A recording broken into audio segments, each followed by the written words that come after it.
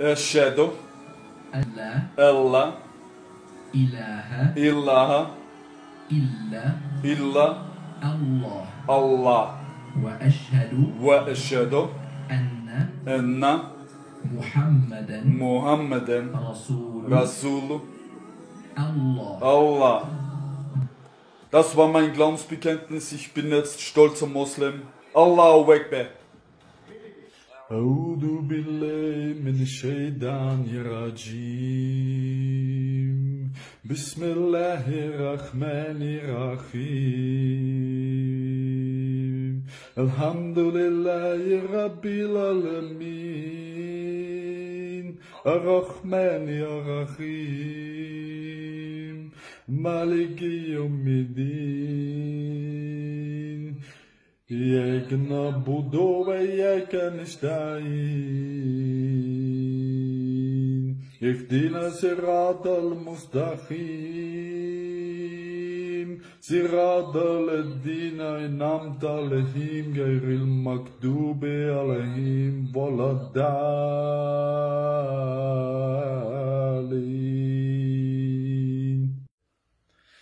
بسم الله الرحمن الرحيم قل هو الله أحد الله الصمد لم يلد ولم يولد ولم يكن له كفوا أحد بسم الله الرحمن الرحيم قل يا أيها الكافرون لا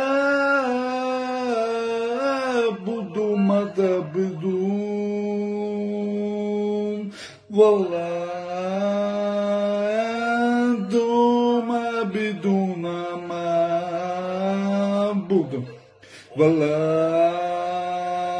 أنا عابد ما عبدتم ولا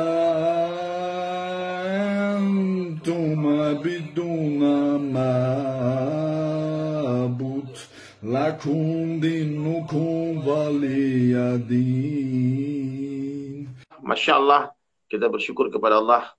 Hari-hari sekarang kita dengar di sosial media orang berbondong-bondong masuk Islam.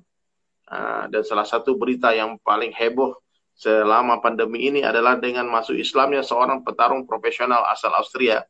Saya akan bercerita sedikit bagaimana perkenalan saya dengan Brother Khalid. Jadi suatu hari ketika mendengar kabar berita dia masuk Islam, saya langsung follow Instagramnya. Subhanallah, ternyata 2 minggu yang lalu kayak sepertinya ya, itu saudara kita Ari Untung pun sudah mulai wawancara dengan Khalid ya. Tapi saya tidak menonton wawancara beliau.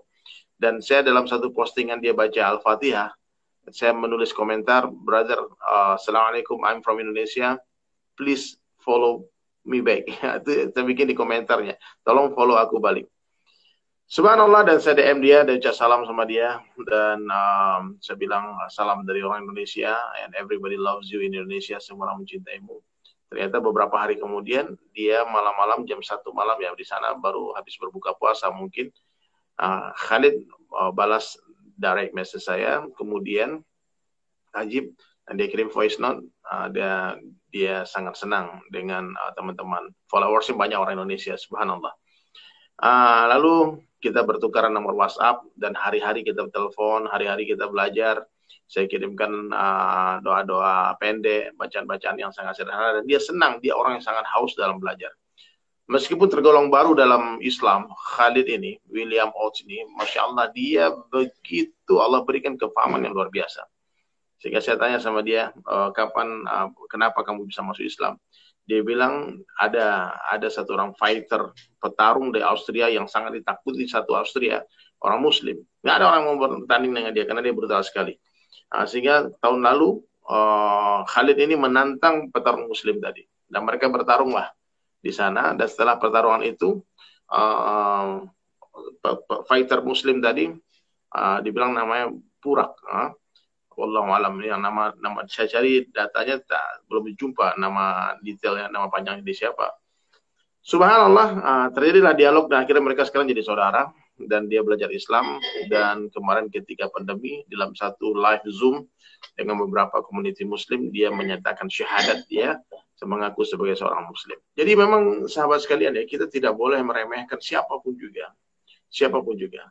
Khalid ini, William Pengus ini, dia punya tato yang sangat besar di dadanya. Cross. Itu tato salib. Dan banyak teman-teman di Instagram bilang, Bang, suruh hapus tatonya, suruh hapus tatonya.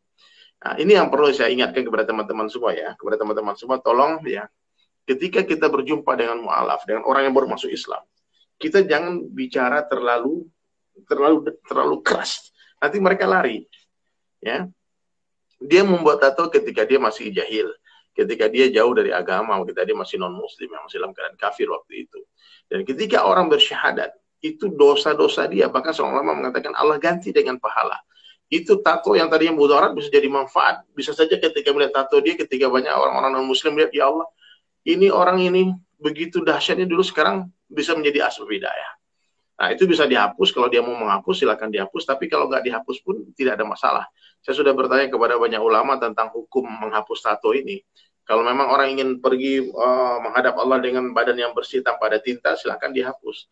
Tapi kalau seandainya dia bertaubat dan dia tidak menambah lagi tatonya, ini Ustaz Abdul Somad juga pernah menjelaskan, itu tato itu bahwasanya tidak membuat wudhu kita itu tidak sah. Karena tato itu tintanya masuk ke dalam tubuh, ke dalam kulit. Jadi salah satu penyebab haramnya tato itu apa? Karena menyakiti diri. Kalau seandainya menghapusnya lebih menyakitkan lagi dari membuatnya, maka sebagian ulama mengatakan nggak perlu dihapus ya, apalagi tatonya banyak. Jadi Masya Allah ya, dia betul-betul ingin ya memperjuangkan agama ya, sehingga dan sebelum dia masuk Islam, dia diberikan oleh temannya itu sebuah buku yang berjudul Khalid bin Walid. Dia membaca tentang perjuangan Khalid bin Walid, bagaimana Khalid bin Walid dulu dia memerangi Islam, memerangi Rasulullah SAW. Di perang Uhud itu Khalid masih dalam pasukan kafir Quraisy. Subhanallah, akhirnya Khalid bin Walid Allah beri hidayah menjadi Saifullah, pedangnya Allah. Sayyidina Umar bin Khattab yang orang yang awalnya mau membunuh Rasulullah SAW, ternyata akhir hayatnya terbaring di sampingnya Rasulullah SAW dan Abu Bakar di Raudhah di Masjid Nabawi itu sekarang. Subhanallah, di rumahnya Rasulullah SAW.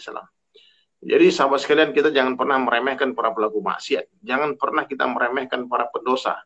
Karena ketika satu hari pendosa tadi menangis bertaubat kepada Allah, Allah langsung mencintainya. Allah langsung mencintai dia, langsung menjadi kekasih Allah. Innallaha yuhibbu mutawwabina. Sesungguhnya Allah Subhanahu wa taala mencintai orang-orang yang bertaubat, wa yuhibbu mutatahhirina, dan mencintai orang-orang yang mensucikan diri. Jadi sahabat sekalian dirahmati Allah Subhanahu wa taala, kita setiap umat Rasulullah SAW ini mesti punya fikir dakwah. Kita semua mesti punya fikir dakwah sehingga kita memiliki kekuatan yang luar biasa dalam fikir kita. Kan kata Khalid, I am very strong in my mind.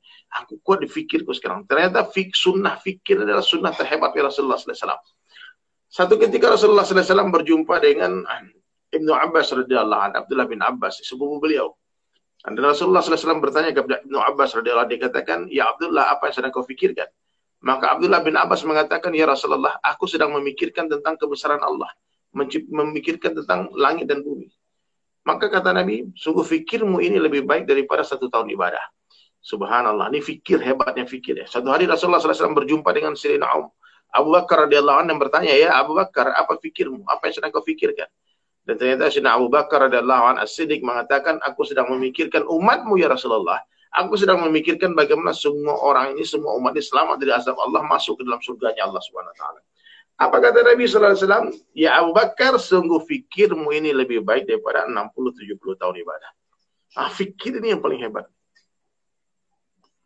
Antum pikirkan sekarang bagaimana semua orang-orang yang antum sukai, apapun profesi, mungkin dia artis, mungkin dia atlet, mungkin dia presiden Amerika, presiden Rusia, presiden mana saja, raja-raja yang ada di seluruh dunia ini, antum tulis namanya, fikirkan, doakan, ya Allah beri dia hidayah ya Allah.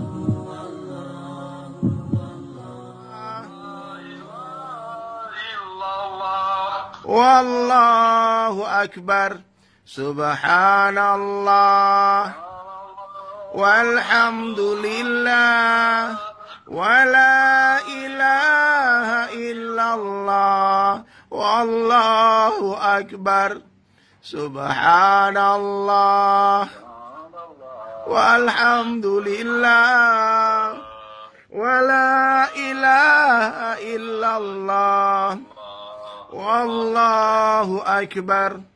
Subhanallah. Walhamdulillah. Wa la ilaha illallah. Wallahu akbar. Let's everybody.